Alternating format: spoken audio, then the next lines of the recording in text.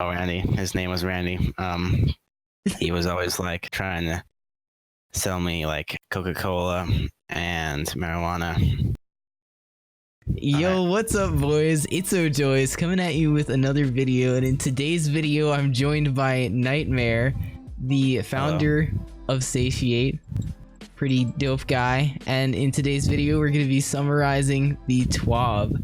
So I guess take it away with the combat changes. Alright, so first of all, they're going to be making it so that it is not as easy to get 1,000,000 damage on everything, because that was happening quite a lot last season. Like, a lot of the raids and activities you could get 1,000,000 damage on. So they're going to change the damage numbers, change the rate of increase, so that you will not get 1,000,000 as much. You'll get more reasonable numbers, but all the damage will be staying the same. And also, combatants in PvE are going to get a little bit easier to defeat when you're below power. Like, if they're 10 to 40 levels higher, then they'll take less damage than they would before, and you'll be able to kill them easier, which should make the day one speedrun easier. And then also, you can still damage enemies that are 100 power levels above you, which is very nice compared to like the, I don't know, 30 that it was before. And everything else will be the same otherwise. Alright, so next up we have the progression and economy changes. So powerful rewards are getting kind of revamped. Essentially the floor for power is 750, so when you make a new character it'll be 750. The soft cap is 900. The powerful rewards listed in activities will drop up to 950, and they're adding another cap called the pinnacle cap, which is stuff that drops from things like raids and their new crazy high power nightfall that they're launching. And also prime engrams are going to drop more often, but they will drop less powerfully, if that makes sense. Next up is bright dust. You've probably all heard about the bright dust changes, but they won't drop from things that you dismantle. Things from Season of the Undying will become available for bright dust 2 weeks into the season, as said here. So then after that, there's the Eververse stuff. Eververse is available in orbit. That's basically it. And then Glimmer. The max Glimmer is now 250,000, plus the weekly bounties give large amounts of Glimmer, which is great if you still haven't opened the menagerie chests. Do it now! I'm losing half of my Glimmer from one day of opening chests. Like in 10 minutes, you lose half your Glimmer. Exactly. And it takes forever to get it back. Exactly. And I'm at 100,000 half the time, so I'm super happy about that change. And from there, then we have the spider changes. No one cares about the spider, he's useless anyways. THR's Faded Engram will now drop year 2 exotics. And I can finally get my Liar's Handshake. That's nice. Yo. Alright, take it away from here with the patch notes. Alright, so first of all, raid banners in Leviathan raids, thank God. I'm very tired of having to be like, oh, where's the heavy, where's the heavy?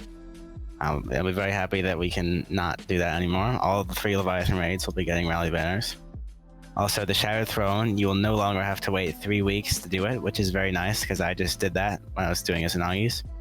And you can also launch it from the director, which is also nice, because a lot of people don't even know it exists because they can't find it. And also, forges can now be launched from orbit, which is possibly my favorite thing ever. I'm tired of having to run for like 5 minutes to get to the Raguzia forge. Also, weapon mods are now reusable unlocks. So you find it once on a piece of gear, and then you get it forever. You just have to pay some Glimmer to apply it. And just discarding an enhancement core no longer deletes the entire stack, which is nice because a lot of people have done that by accident. Yeah, like me. Yes. And Borealis and Hard Light will be less stupid, but they're still bad. And then a certain Hunter melee ability is a little bit less glitchy.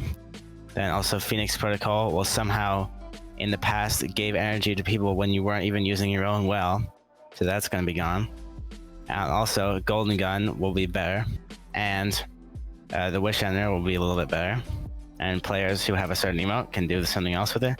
And a bunch of other emote stuff. But also, if you look at this nice little face down here, failing any encounter for a Black Armory Forge will not give you destination materials. And I know a lot of people have just been setting their power to like 400 and just sitting in the forges for 10 hours straight and getting thousands of materials, so that will no longer be possible. Yeah, that's kind of sad. That was actually kind of a good thing, because like I mean, who wants to actually farm materials when you can just do it that way and get them faster? Yep. Alright, so next up we have the pinnacle weapon changes. So they're no longer going to be producing pinnacle weapons, and as Nightmare investigated and found out, pinnacle weapons that are currently obtained will still remain the same. It's just new pinnacle weapons will no longer have unique perks. Instead, they're adding ritual weapons, which are basically just the curated role of whatever weapon the ritual weapon is. And so but they're extra special curated roles. Yeah. They like have different skins and different names, but they're not actually any more unique. Ah, alright. I didn't know that part. So next up, we have the reduced effectiveness of every damage perk in the game. So all the damage testing, yep, kind of useless now. So we don't know what perks are going to be the best at all. We don't know what perks are going to absolutely suck. I see this master will be the same, aka better. Yeah. But I'm happy that now, like, that means Rampage will be doing about a third as much damage as it did before. Same with Killclip. Like, in PvP, damage things always do way less damage. So I'll be very happy that Recluse won't be as OP. Yeah, definitely. That's kind of irritating. I'm hoping that that also applies to PvP in some form. Because, like, I'm making it the same as it is in PvP applies to PvP? No. I'm saying, like, I'm hoping that the reduction in effectiveness also applies to PvP, even though it doesn't. I'm just hoping that they throw it in because I'm really, really tired of this BS. It's garbage. Yes, of course. Alright, so let's get into the first pinnacle weapon, the TWAB. It's got a pretty sleek design, wouldn't you say? Of course, it looks like a big long potato, but blue. My favorite ever. You know, it's got that nice sloping back. Looks just like a resting iguana. A nice thing that you always love to have. It's got those Vanguard logos, so you know you're buying from the best company since Apple. And it's got a little tank. If you see down in front of the ammo, that tank holds nitrous oxide, making it extra fast. Nice. So what do you think the perk's gonna be on this thing? I think it will make it so that if you walk off the edge of the map, you gain wisdom, and it'll like stop you from doing that in the future. Ah, yeah, I got you. So it makes you realize that was a mistake to jump off the edge of the map. Yeah, that makes sense. That's why it's called TWAB. Yes. Oh yeah, you know, a lot of people could actually use that. I know. Alright, so next up we have the Crucible Pinnacle Scout, the raNdY'S throwing knife. Of course. What else? What do you want? I mean, like, look at it. It's a scout rifle. What are you gonna do? Throw it at people? Yep. That'll be funny. That'll be a really funny troll if they just made it so that you can throw the scout. It doesn't actually shoot. You just throw it at people and it one-shots. I would prefer that to an actual scout rifle. Like, the thing's probably gonna suck. It's a scout rifle for PvP. Hello? Well, we'll see what they can do with it. See. Yeah, like, I'm really secretly hoping for 1-2 punch on this scout, even though it's not gonna happen, because that'd be way too OP, but, like, please. Alright, so next up, exit strategy. This thing looks kind of weird. It reminds me of a stork, you know? You got the, like, back leg area down there at the bottom with the magazine, and it's kind of standing up and, like, looking out. It's the Gambit ritual weapon, so it's probably gonna suck. Yep, and it comes with free spaghetti on the back, if you'll notice those strands of spaghetti back there. Yeah, so what kind of sauce do you think that spaghetti has? I don't know, it looks kind of like chocolate sauce, but I'm not really an expert. Yeah, seems like the Drifter's tastes. Yeah. Also, you'll notice that these symbols on the front should have the 4 symbols of Invader, Reaper, Collector, and Sentry. And what that symbolizes is that this weapon will give you all of the perks of all of those armor sets at 15 each. So you'll be able to be a very powerful person in Gambit. Exactly. But, like, on a real note, that actually probably symbolizes that they're cutting regular Gambit instead of Gambit Prime, because they mentioned they're cutting one of them, so that would make sense to cut. if they're gonna keep this kind of stuff, or maybe And they're just also- putting those into regular Gambit. And maybe it'll complement some of the armor sets in Gambit Prime. Like maybe it'll Yeah. make them better if you're using it. Give you like a +3 or something. Yeah, that'd be cool. Alright, so next up we got this like set it straight thing. So there will be no Trials of the 9 armor, which kind of sucks. And the gameplay calendar for Season of the 9 was sorry, I just died. Revised.